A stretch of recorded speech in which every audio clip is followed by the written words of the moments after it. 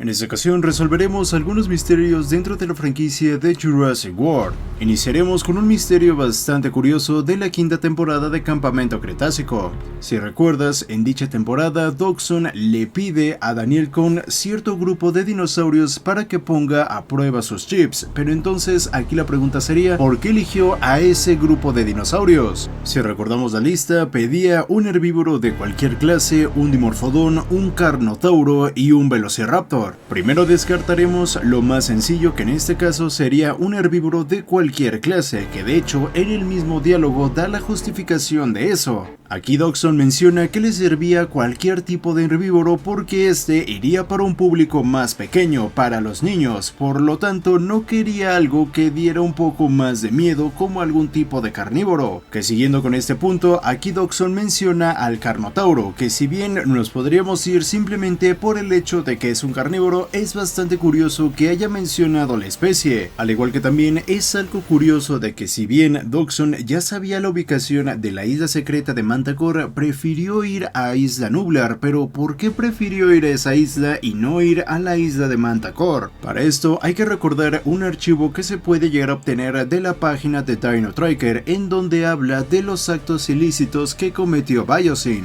En un apartado de este archivo se menciona que en 2017 un capitán llegó a ver movimientos extraños en Isla Nublar, sin embargo también se menciona que lo mandaron a callar. Y si tenemos en cuenta que este archivo habla de las cosas ilegales que realizó Biosyn, esto ya nos da a entender de que Biosyn en 2017 robó dinosaurios de Isla Nublar. Por lo cual podríamos llegar a pensar que la lista que Dodgson le entregó a Daniel Cohn no solamente era para ver el funcionamiento de los chips, sino que más bien era una lista de los dinosaurios que les hicieron falta por robar, de ahí que menciona específicamente especies como el carnotauro, dimorfodón o incluso velociraptor. Sin embargo, Dodgson no podía permitir que Daniel Cohn llegara a sospechar de que Biosyn en cierto punto había estado en Isla Nublar e incluso había robado dinosaurios. Y para esto tuvo que realizar una distracción. Por eso, cuando se refiere a que quiere un herbívoro, no especifica la especie e incluso lo dice, no importa el que sea, solamente quiero que sea atractivo para los niños. Aunque claro, aquí también podríamos ampliar esta respuesta, podríamos llegar a pensar de que Dodgson había preferido elegir a estas criaturas por sus atributos, pero más que eso, eligió a estas especies en específico porque eran las especies que les hicieron falta robar. ¿Alguna vez te has puesto a pensar por qué los anquilosaurios abandonaron la zona de las giroesferas en Jurassic World? Si bien esto a primera instancia parece algo insignificante que incluso no podría llegar a tener una justificación, la verdad es que sí lo tiene, y para esto hay que centrarnos en Campamento Cretácico. Si recordamos, en Campamento Cretácico Henry Wu menciona que Bumpy va a ser enviada a un rebaño de anquilosaurios, y gracias a la página oficial de Jurassic World sabemos que los anquilosaurios se encontraban en las giroesferas, entonces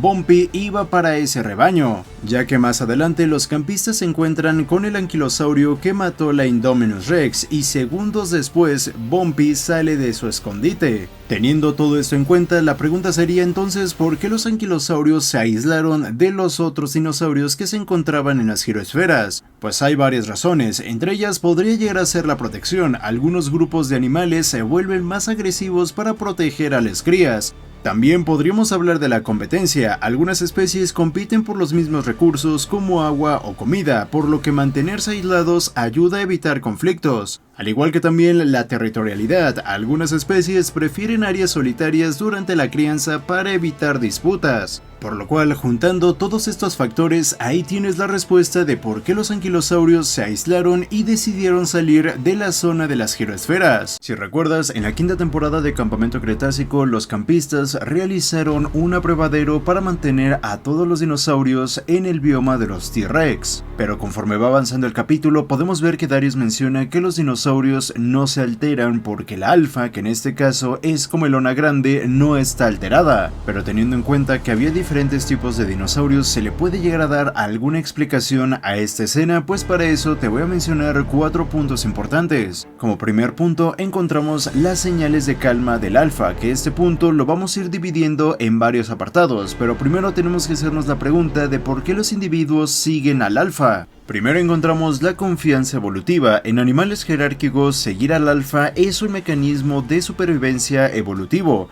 El alfa suele tener más experiencia o mejores habilidades para detectar amenazas. Esto significa que los miembros del grupo pueden reducir su propio estado de alerta si perciben que el líder no está preocupado, optimizando su energía para otras actividades como alimentarse. Al igual que también se puede llegar a presentar el efecto buffer. En presencia de un alfa dominante, otros animales se sienten físicamente protegidos. Por ejemplo, en una manada de elefantes, las hembras más experimentadas guían al grupo. Si la líder camina tranquilamente, los demás interpretarán que la situación es segura. Que con esto entramos en otro apartado, que es el lenguaje corporal específico de depredadores. En la naturaleza, los depredadores no solo cazan, también pueden mostrar comportamientos pasivos como reposo, desplazamiento lento, entre otros más, y estos las presas saben reconocerlos. Un ejemplo serían los gatos grandes como en un grupo de leones. Los movimientos relajados del macho dominante indican que no hay actividad de caza. Las presas cercanas como antílopes ajustan su comportamiento en consecuencia y pueden seguir pastando. Aquí tenemos que tomar en cuenta a Comelona grande. Como depredador alfa podría tener gestos corporales y patrones de comportamiento que los dinosaurios hayan aprendido a interpretar. Entre ellos podrían llegar a ser movimiento de la cabeza. Si el depredador está escaneando el área, podría ser un signo de caza, al igual que también la velocidad de movimiento. Una marcha relajada no se percibe como amenazante. Al igual que los rugidos de un depredador pueden servir como advertencia o intimidación activa. Si Comelona grande está silenciosa, los demás animales entienden que no está cazando. Y también hay que tomar en cuenta el impacto psicológico del alfa en el ecosistema, que si recordamos, si bien el ecosistema es artificial, los campistas habían creado un abrevadero. Por lo que si tomamos en cuenta el tema del abrevadero y el comportamiento de Comelona grande como un alfa, si un depredador dominante está tranquilo, incluso los carnívoros subordinados o competidores podrían reducir su nivel de actividad, creando una cascada de comportamientos pacíficos. Esto convierte al alfa en un regulador ambiental indirecto. Como segundo punto principal tenemos la comunicación interespecífica, y para esto tenemos que recordar las señales que las especies pueden interpretar. La comunicación interespecífica es común entre presas y depredadores en diferentes formas. Dentro de algunas señales encontramos las señales visuales. Presas como cebras observan la postura de leones cercanos. Una postura relajada como estar echado indica que no hay peligro. Igual encontramos señales auditivas. El silencio o la ausencia de llamadas de advertencia de especies vigilantes, como aves o primates, a menudo indica que el área es segura. Y por último, encontramos las señales químicas. En algunos casos, incluso los olores emitidos por los depredadores pueden transmitir su estado. Un ejemplo es en el caso de los lobos. El olor de un individuo dominante puede calmar a los subordinados. También podríamos hablar de las estrategias de energía. Cuando los herbívoros detectan que un depredador está inactivo, conservan energía al no entrar en modo de pánico o alerta constante. Esto es importante para especies que necesitan maximizar su tiempo de alimentación. Y también entraría el efecto en cadena de comportamiento del depredador. Si Comelona grande actúa como el termómetro de peligro del ecosistema, su calma influye en cómo otras especies interactúan. Algunos ejemplos de comportamiento es que los herbívoros pueden utilizar ese tiempo para alimentarse, o incluso otros carnívoros subordinados como los velociraptores podrían limitar su actividad, ya que un depredador mayor, como en este caso sería Comelona grande, es una amenaza incluso para ellos. Y claro que no podemos dejar de lado las adaptaciones narrativas y científicas para la serie. La serie presenta a estos animales como criaturas con inteligencia comparable a la de los mamíferos modernos. Esto permite que el público acepte que los herbívoros pueden leer las señales de Comelona grande y ajustar su comportamiento en consecuencia. Añadiendo también que en esta secuencia se vuelve a tocar el tema del abrevadero, que si quieres saber más a profundidad sobre este tema, te invito a ver el video que está apareciendo justo ahora. Si recuerdas, en la segunda temporada de Campamento Cretácico, el abrevadero es presentado como un lugar neutral donde tanto depredadores como presas se reúnen en paz para beber agua. Y si bien este fenómeno puede llegar a parecer extraño extraño a primera vista, trataré de darle una explicación lógica y biológica. Ahora bien, en el contexto de la serie se muestra un abrevadero natural al que diferentes especies de dinosaurios, tanto herbívoros como carnívoros, acuden sin atacarse entre sí. Este lugar parece funcionar como una zona de tregua. Podríamos llegar a pensar que existen momentos y lugares donde las interacciones depredador-presa están temporalmente suspendidas, y esto podría deberse principalmente en entornos donde los recursos son críticos, como el agua. Sabemos que el agua es esencial para la supervivencia de todas las formas de vida. En entornos naturales, como un abrevadero o manantial, este recurso se convierte en un punto crítico de encuentro para múltiples especies, por lo que tanto depredadores como presas podrían llegar a entender instintivamente que atacar en un abrevadero puede poner en riesgo el acceso al agua. Al igual que también el agua es más importante que el alimento en ciertas circunstancias, por lo que esta necesidad compartida puede crear una tregua temporal, ya que atacar en un lugar tan crucial podría generar caos y espantar a otros animales que también necesitan hidratarse. Otro punto importante son los costos y beneficios del ataque en el abrevadero, y vamos a verlo desde el punto de vista del depredador. Cazar en el abrevadero no siempre es eficiente. Un ataque puede dispersar a todos los animales presentes, lo que significa que el depredador pierde la oportunidad de cazar con éxito y también arriesga su propia necesidad de hidratarse. Y aquí también entraría el conservar energía. En un entorno donde los recursos son limitados, los depredadores suelen ser estratégicos con sus esfuerzos de caza. Si están saciados o no tienen una necesidad urgente de cazar, podrían priorizar beber agua y mantener la paz momentánea. Ahora bien, desde el punto de vista de la presa, tenemos que tener en cuenta la vigilancia en grupo. En el abrevadero, las presas suelen beber en grandes números, lo que les da una ventaja de seguridad en grupo. Si un depredador rompe la tregua, es más probable que falle en su intento de cazar debido al alboroto colectivo. Al igual que es más fácil poder escapar, un abrevadero suele ser un lugar abierto con buena visibilidad, lo que facilita a las presas detectar depredadores y huir rápidamente si es necesario. También podríamos llegar a pensar que los comportamientos instintivos y señales sociales tienen algo que ver, que aquí podríamos llegar a tener las señales de calma. Los depredadores pueden mostrar posturas no agresivas, como no acechar o no adoptar una postura de caza, lo que comunica a las presas que no representan una amenaza inmediata. Como otro punto importante, tenemos que hablar de la dinámica ecológica en un ambiente controlado como Isla Nublar. Si recuerdas, Isla Nublar es un entorno artificial diseñado inicialmente como un parque temático. Sin embargo, al quedar abandonada tras los eventos de Jurassic World, los dinosaurios forman sus propios ecosistemas. En este contexto, el abrevadero podría haber sido un punto de acceso al agua diseñado para múltiples especies. Esto refuerza la idea de neutralidad, ya que los dinosaurios podrían haber aprendido a asociar el lugar con un espacio de calma. También aquí entraría el aprendizaje y la memoria. Podrían haber aprendido los carnívoros que cazar en el abrevadero genera conflictos innecesarios o disminuye la probabilidad de éxito. Teniendo en cuenta el contexto del abrevadero en Isla Nublar, podemos pensar en cómo las condiciones específicas del entorno influyen en el comportamiento de los dinosaurios. Primero podríamos hablar de la riqueza del entorno. Si el ecosistema de Isla Nublar está suficientemente equilibrado y hay disponibilidad de alimentos tanto para carnívoros como herbívoros en áreas cercanas al abrevadero, no existe una presión extrema que obliga a los depredadores a cazar allí. Al igual que por lo general los ataques de los depredadores suelen aumentar cuando los recursos alimenticios escasean, pero si los dinosaurios tienen acceso a presas en otros lugares o si no están hambrientos, podrían priorizar la hidratación sobre la caza.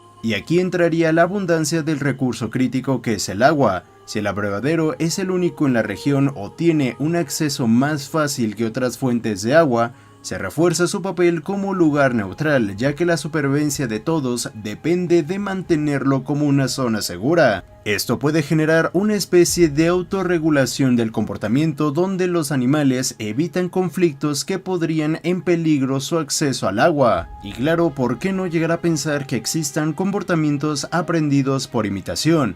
En animales sociales como los dinosaurios en Jurassic World que muestran habilidades de comunicación y aprendizaje, los individuos jóvenes podrían aprender de los mayores que los abrevaderos son zonas neutrales. Este conocimiento sería transmitido a través de generaciones. Y algo que me gustaría mencionar son los factores simbólicos y narrativos en la serie, ya que aquí se podría llegar a ser una representación de un equilibrio ecológico. En un nivel narrativo, el abrevadero también puede funcionar como un símbolo de la posibilidad de equilibrio en un ecosistema, incluso entre especies en conflicto. Es una manera de mostrar que, en ciertos contextos, la naturaleza encuentra formas de autorregularse. El abrevadero como zona neutral en Campamento Cretácico es un reflejo plausible de la vida real. Y si bien en la serie se puede llegar a exagerar, este fenómeno se basa en la necesidad compartida del agua, los costos energéticos de un ataque y comportamientos instintivos de tolerancia. Aunque la coexistencia en estos espacios no garantiza ausencia de conflicto,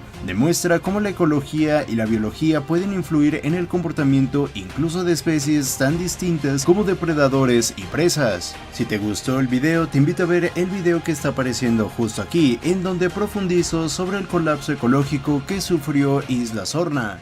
Uno de los grandes misterios que se ha llegado a mantener dentro de la comunidad de Jurassic World es qué dinosaurio se encontraba en el recinto 10, y en este video te voy a dar la respuesta. Primero te diré cuál era el dinosaurio que se encontraba en este recinto, y más adelante te iré explicando cada una de las pruebas, así que de una vez te lo digo. El dinosaurio que se encontraba en el recinto 10 era un espinosaurio. Ahora voy a explicarte cada una de las pruebas. Primero iniciaremos con fechas oficiales. Si recuerdas, en 2005 Jurassic World abrió sus puertas, pero los acontecimientos que nosotros llegamos a ver en la película ocurren en 2015, una década después de la abertura, por lo cual es bastante lógico llegar a pensar que si bien hay atracciones que se llegaron a mantener hasta los acontecimientos de la película, hubo algunas que no llegaron a la década. Después tenemos el tema del recinto 10. Si recuerdas, el recinto de Rexy era el recinto 9 y el recinto del Indominus Rex era el recinto 11, y si te das cuenta, aquí existe un patrón, ya que estos dos recintos están acomodados de una manera seriada en que se están juntando los dos carnívoros terrestres más grandes de Jurassic World, por lo cual es lógico llegar a pensar que en el recinto 10 se respetará dicho patrón. Como tercera prueba hay que centrarnos en el panel de los hologramas de Jurassic World, ya que podemos llegar a ver cómo claramente hay un holograma de un espinosaurio. Y si recuerdas, para que exista un holograma primero se tuvo que llegar a escanear a un dinosaurio vivo, por lo cual ya tenemos la prueba de que un espinosaurio sí llegó a existir en Jurassic World. Además que también en el centro de visitantes hay diferentes paneles exclusivos para las atracciones del parque, y podemos llegar a ver que hay un panel exclusivo del espinosaurio. Y como cuarta prueba hay que irnos a Campamento Cretácico, ya que en una escena podemos ver como en la laptop de Henry Wu vemos que Henry Wu estaba analizando el esqueleto del espinosaurio, pero no es cualquier esqueleto, sino que es el mismo esqueleto que podemos llegar a ver en la calle principal del parque. Y como última prueba hay que tomar en cuenta el comportamiento de Henry Wu. Es una persona perfeccionista que no le gusta que sus atracciones se queden a medias, sino que busca constantemente esa perfección. Y si recuerdas, Henry Wu participó en la creación de Dinosaurios Ilegales, en donde se encontraba el espinosaurio, al igual que gracias a Jurassic Park 3 podemos ver que Henry Wu le empezó a llamar la atención los dinosaurios más puros. Esto lo podemos llegar a ver con los Velociraptors de Jurassic Park 3, por lo cual podríamos llegar a pensar que el esqueleto que se encontraba en la calle principal no era simplemente una decoración, sino que en algún momento ese espinosaurio era una de las principales atracciones de Jurassic World.